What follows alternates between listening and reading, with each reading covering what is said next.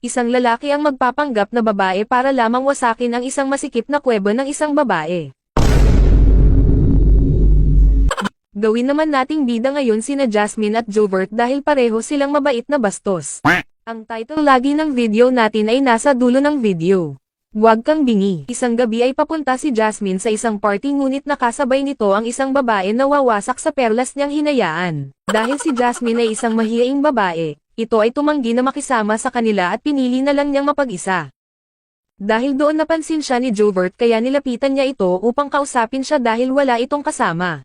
Ngunit ang dapat sanang pag-uusap lang ay biglang napunta sa isang pag-aaral para sa isang pagsusulit. Gulat na gulat si Jasmine dahil hindi nito akalain na isa pala itong lalaki na naghahanap ng kanyang mabibiktima. Dito ay binuksan na ni Jovert ang maliit na buko ni Jasmine at sinabing ang kanyang nalalasahan ay katulad ng isang lambanog. Ginamit na ni Jovert ang kanyang hand seal upang mas lalong magbukas ito kung saan nakakulong si Kurama na alaga ni Naruto. Nang nagising na ito ay kanyang napagtanto na may hindi magandang ginawa sa kanya si Jovert ng gabing iyon. Tinanong siya ng kanyang mga kasama kung bakit bigla na lang itong nawala sa gitna ng kanilang party kagabi. Sa kanilang pag-uusap ay naroon naman bigla si Jovert kaya hindi siya makapaniwala kung paano niya nalaman kung nasaan siya. Inakala naman ng mga kaibigan ni Jasmine ay isang babae na mahilig sa magandang babae at ito nga ay si Jovert. Di na ito ni Jovert sa banyo ng mga babae upang muli na naman maglinis ng sariwang pechay ni Jasmine.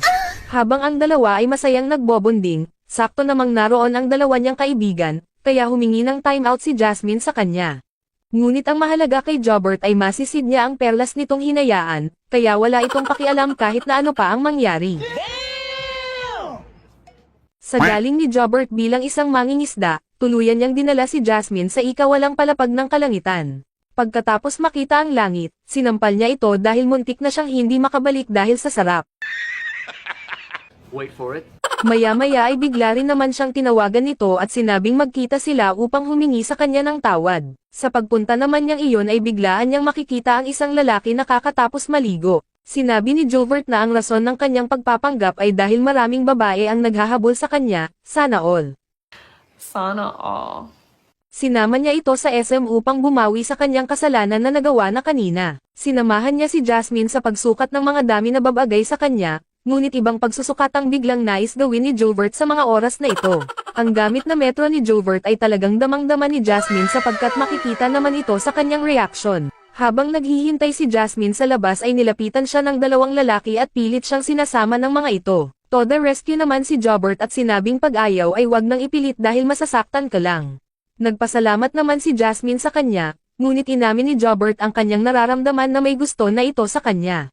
Pero nakita sila ng mga babae ni Jovert, kaya mabilis silang tumakbo at mabilis silang nagtago sa isang eskinita.